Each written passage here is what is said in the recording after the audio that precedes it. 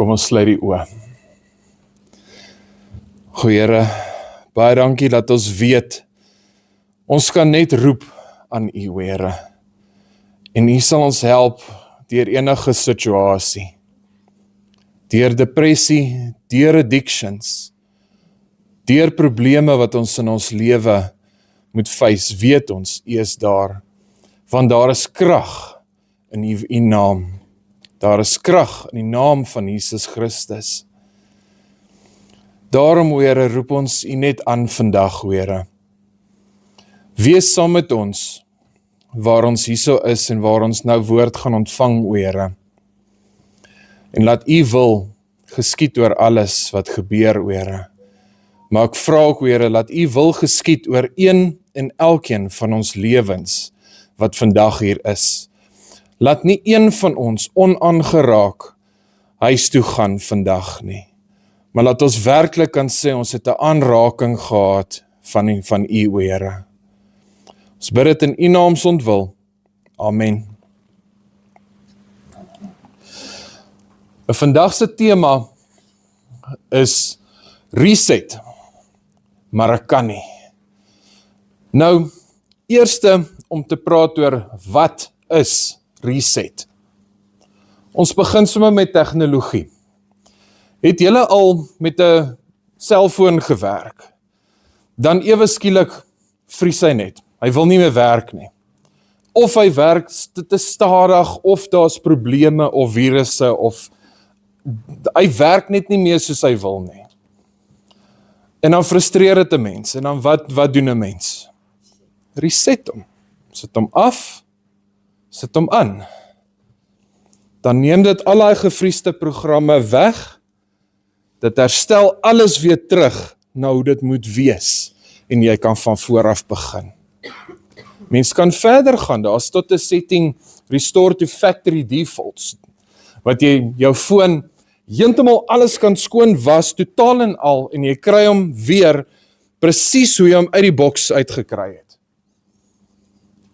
Nou, God verwag van ons eie lewens, laat ons dit moet doen partykeer. Want, hoeveel keer doen ons die verkeerde dinge?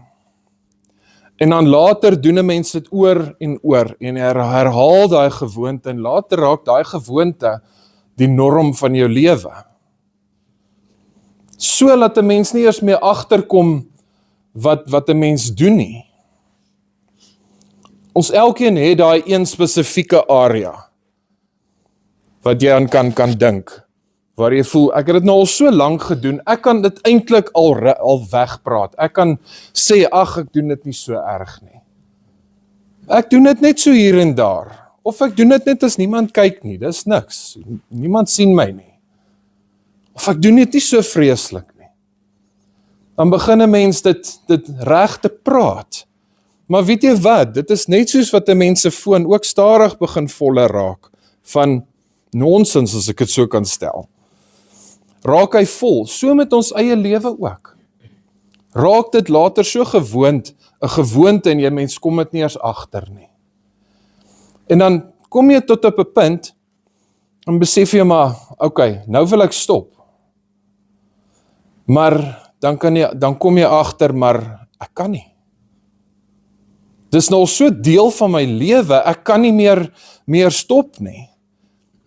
Dan daai volgende dag, dan sê jy maar weer terug in daai gewoonte. En jy gaan aan. Totdat jy weer die aand begin bid, dan kom jy agter, ek het alweer vandag gedoen wat ek gesê het, ek gaan nie doen nie. En so herhaal jy. Nou, God verwag van ons as Christene, om dinge anders te doen. Want ons leef in hierdie wêreld, maar ons is nie van hierdie wêreld nie. Ons is ambassadeurs vir die koninkryk van God. So hy wil hê, ons moet anders te dink, anders te optree, so dinge anders te doen. As ek vir julle so voorbeeld kan gee, uit my eie lewe uit. Ek het een keer toe kry ek 'n kind wat gedurig verneek in sy toetse. En ek vang hom. Nou dink mooi, wat is die eerste ding wat eintlik deur jou verstand gaan? Raas met hom, hoekom verneek jy, wat gaan aan? Jy moet nie verneek nie, vat hom kantoor toe, geef hom, dissiplineer hom. Hy verdien dit mos. Maar net daai een dag, toe sê God vir my, weet jy wat? Kyk bietjie na hierdie kind se lewe. Kyk net so bietjie na 'n ander angle. En ek vra vir hom, weet jy, en ek roep hom. Vra vir hom, hoekom het jy verneek? Sê gou vir my mooi. Nie kwaad nie, niks. Hoekom het jy verneek? Hy sê eers vir my, nee, maar hy het nie verneek. Ek sê, vra nie of jy verneek het nie, ek vra hoekom. En hy raak stil en hy begin te dink. Sê hy, meneer, weet jy wat? Ek kon nie geleer het nie. Ons het nie krag gehad nie. En hy moes gewerk het in sy huis, hy moes take gedoen het, hy het nie tyd ook gehad nie. Toe sê hy, sorry, hy het nie geleer nie, en hy het regtig nie 'n ander manier geweet, hoe om nou hierdie toets te slaag nie. En van daar af, laat ek vir julle sê, het hy ophou verneek, en hy het sy lewe begin verander. Hy is een van my hardwerkendste kinders in my klas vandag. En dit is waar 'n reset nodig is ook. Waar jy 'n ding normaalweg op een manier sou doen, besluit om dit op 'n ander manier te doen. En dan praat ek van in jou sosiale lewe, in jou finansiële lewe, in jou persoonlike lewe. Ek meen, dalk sit jy hier en voel depressief. Depressiwiteit vat ook 'n kopskuif om reg te kry. Enige gewoontes, ons almal het slegte gewoontes wat ons saamdra. Wat ons ook wens, weet jy wat, kan ek nie net maar asseblief ophou met hierdie nie. En dan as 'n mens weer jou oopmaak, wragtig dan het jy dit weer gedoen. As ek die woorde van Paulus net kan paraphrase, ek het dit nou nie gebring vir die bord nie. Maar op een plek sê hy, weet jy, dit wat ek moet doen, dit doen ek nie. Maar dit wat ek nie moet doen nie, dit doen ek. En om te dink, dis Paulus, wat die meeste van die Nuwe Testament geskryf het. Wat sê, weet jy wat, ek sukkel ook maar met my eie gewoontes en goed wat ek graag wil ophou doen. Maar hy kry dit nie reg om dit heeltemal weg te vat nie. Nou so met ons ook, het ons gewoontes, wat ons weet, dit moet uit, dit moet weg, dit kan nie daar wees nie, maar ons gaan aan, en ons gaan aan. So, die punt hierso is, dat as 'n mens nie reset nie, gaan jy herhaal. As jy die hele tyd jou eie manier doen, die Engels sê dit eintlik so mooi, we are set in our ways. So mens moet reset. Net bietjie dink aan ander maniere, in plaas van die normale manier wat jy gedoen het en kan sien, dit werk nie. Want ons lees in Spreuke 26, vers 11 en vers 12. So dit sê, 'n dwaas wat sy foute herhaal, is soos 'n hond wat terugkom na sy eie braaksel toe. En dan hierdie deel slaan hard. Daar is meer hoop vir 'n dwaas as vir iemand wat dink hy is baie slim. Nou as 'n mens eers die eerste deel ontpak, as 'n mens al ooit na 'n hond gekyk het. En ekskuus, ek weet dit is nou 'n bietjie grafies, maar dit skep eintlik die beeld perfek. Laat as 'n mens na 'n hond kyk, hy bring juis op omdat daar iets fout was in sy stelsel. Dis hoekom dit moes uitgekom het. Maar net so, dan draai hy om en dink, en hy gaan terug. En hy neem dit weer terug in sy liggaam in. Dan sal hy terug, en dan sal hy nog na jou toe kom en jy wil lek, en daar's niks verkeerd mos, dan nie. Nou dit is hoe God hierso die dwaas vergelyk. Jy weet iets moet uit jou kom, uit jou lewe uit verwyder word. Maar nee, jy laat dit uitkom, jy sê, ja, okay, ek is klaar met hierdie, ek beloof, ek gaan nie weer hierdie doen nie. Ek is klaar, ek lê dit af. Môre draai om en sê, ja, dit was eintlik nie so sleg nie. Ek dink ek het maar net ooreageer. Ek sal dit maar net minder doen. Jy weet, ek sal oppas dat ek nou nie weer te veel dit doen, of jy kan jou eie blanks daarso insit. En dan gaan 'n mens terug, en dan neem 'n mens dit maar net weer in jou lewe in. Van vooraf. Net om later weer dit te herhaal. En dan die laaste vers 12 wat sê, daar is meer hoop vir 'n dwaas as vir iemand wat dink hy is baie slim. Die verskil is, 'n dwaas weet nie wat hy of sy verkeerd doen nie. As jy dink jy is slim, dit is baie keer ons, en glo my, ek ingesluit, wat sê, wat dit probeer wegpraat. Ons weet die waarheid, ons weet. Ons hoef nie te ly onder sekere situasies nie. Ons weet, sekere dinge is verkeerd vir ons. Maar dis mos okay, dis alright.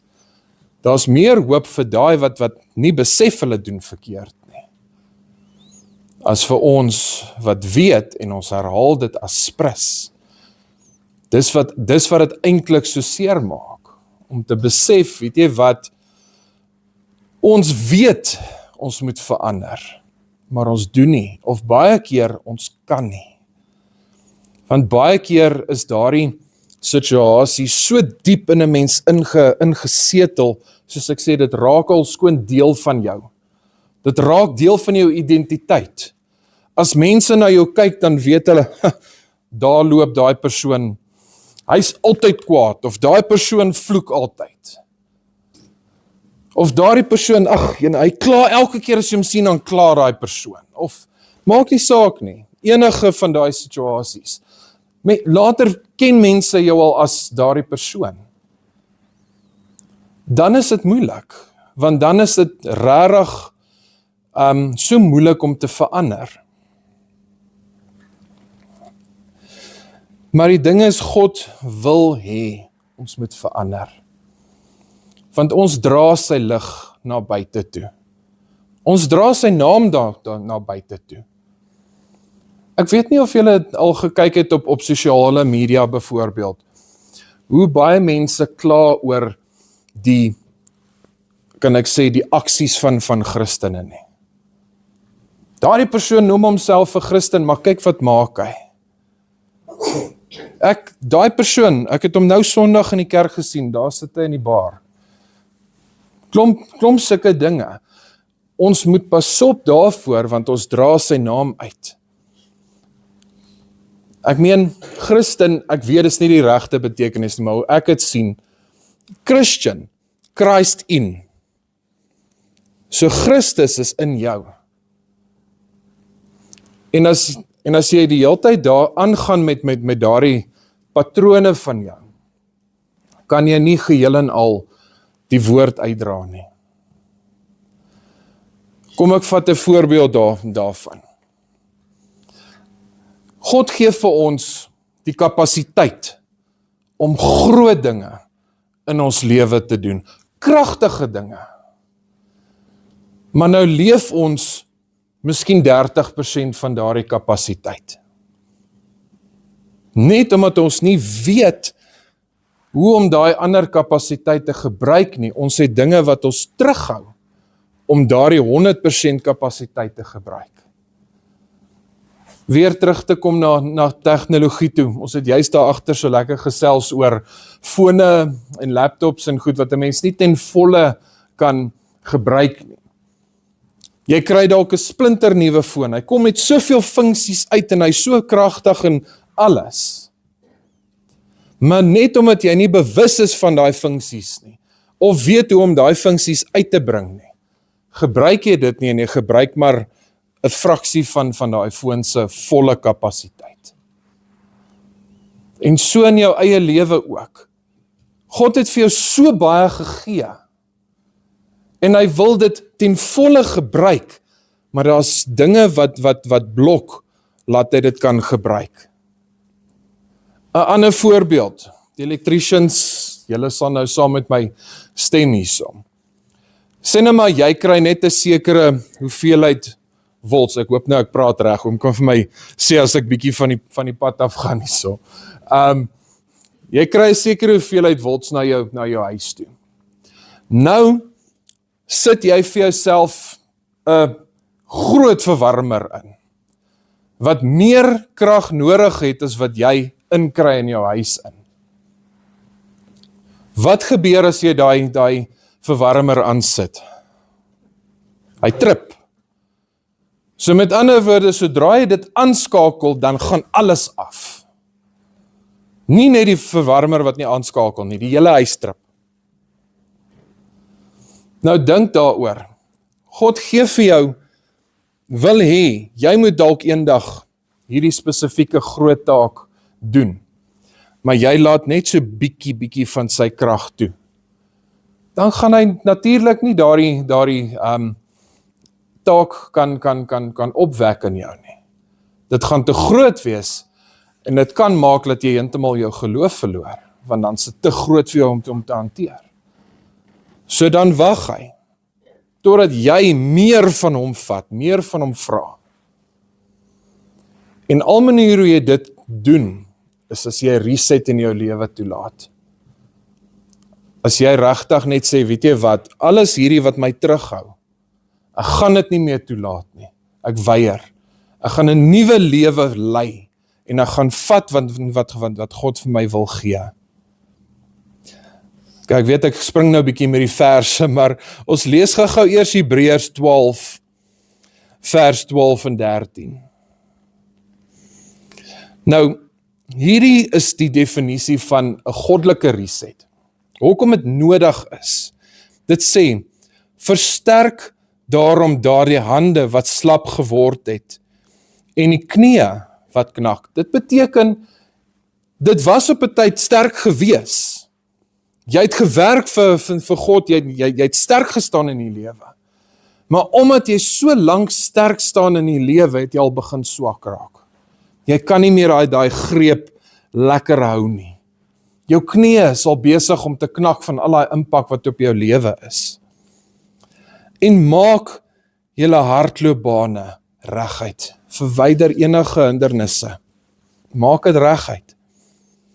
Dan sal die lam ledemate nie ingee nie, maar eerder beter word. Dis waar die reset inkom. Jy voel swak op hierdie stadium. Voel of jy nie meer kan aangaan nie. Voel of jy wil tou opgooi. Die hande het lam geraak. Die knieë begin knak. Maar daar sê God, maak jou hardloopbane reguit. Vat alles uit die pad uit wat jou kan keer, wat jou kan laat bring tot 'n struikel. Dan sê jy, voel, daai reset gaan gebeur. Dan sal die ledemate nie ingee nie. Die Engels, dis nou nie daar op die bord nie, maar die Engels sê, get a new grip for your hands. Ek weet nie of julle al toutrek gekyk het nie. Die manne trek, totdat hulle nie meer kan nie. Los hulle hom so bietjie en dan gryp hulle hom weer van vooraf. Daai new grip, dan het hulle weer krag om te trek. Los hulle weer, trek. Heeltyd kry hulle daai new grip, sodat hulle heeltyd hulle sterk greep kan hê. Want as jy net gaan vashou en jy gaan net trek, gaan jy eventually voel, jy kan nie meer nie. Jou greep is besig om weg te gaan. Totdat jy los en sê, right, hier's ek, vat, trek. Dit is wat hoekom God wil hê spesifiek. Ons moet 'n reset doen in ons lewe, oor hoe ons werk. Maar baie keer staan ons aan die ander kant van kan ek sê, van daai situasie. Ons probeer baie keer mense reg help, deur situasies help, maar nie almal is oop om gehelp te word nie.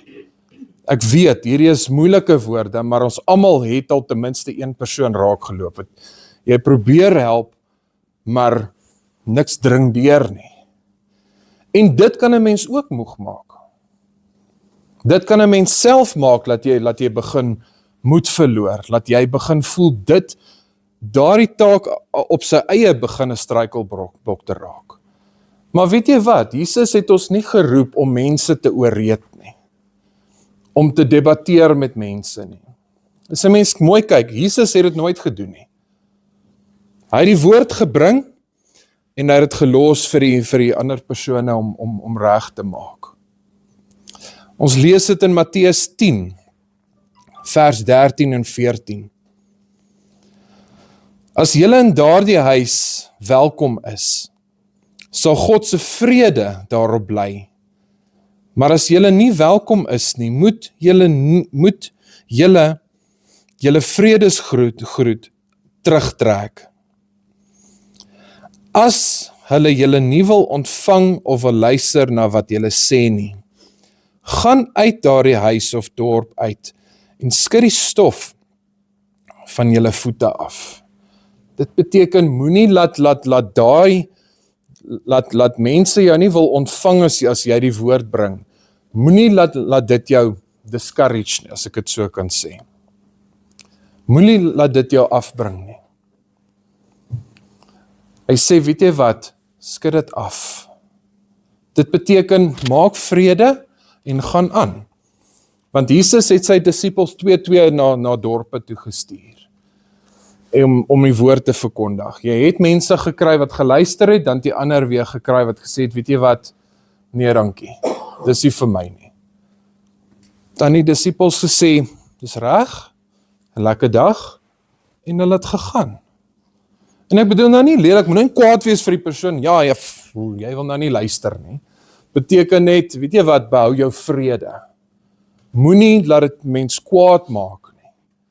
En dit is 'n kopskuif wat 'n mens baie keer nodig het. Moenie laat so iets jou irriteer of kwaad maak nie.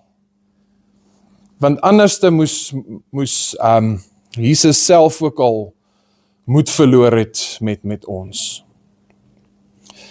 Nou waar ons gaan nagmaal vier, ek kan solank die nagmaal prentjie vir ons opsit. Jesus het gekom as 'n reset vir ons lewe. Soos ons almal weet, in die tuin van Eden, was daar 'n vloek op ons gesit. Ons was heeltemal gedisconnect van God af gewees. Weens dit wat die mensdom gedoen het. Maar weet jy wat, God het gesê, dit kan nie so aangaan nie. Ek wil nie my volk so sien laat ondergaan nie. Ek gaan my seun stuur, sodat die wat in hom glo nie verlore sal gaan nie, maar laat hulle 'n ewige lewe sal hê, saam met my. So hy het gekom om alles op homself te vat. En hy het gesterwe, en hy het die sleutels van die dood, die mag van die bose, heeltemal weggevat. So hy het ons hele lewe, het hy vir ons 'n reset gegee. En weet jy wat, dit is ook om ons dit kan herdenk vandag. Om te besef wat Jesus gedoen het. Laat God nie net ons gelos het om verlore te wees nie.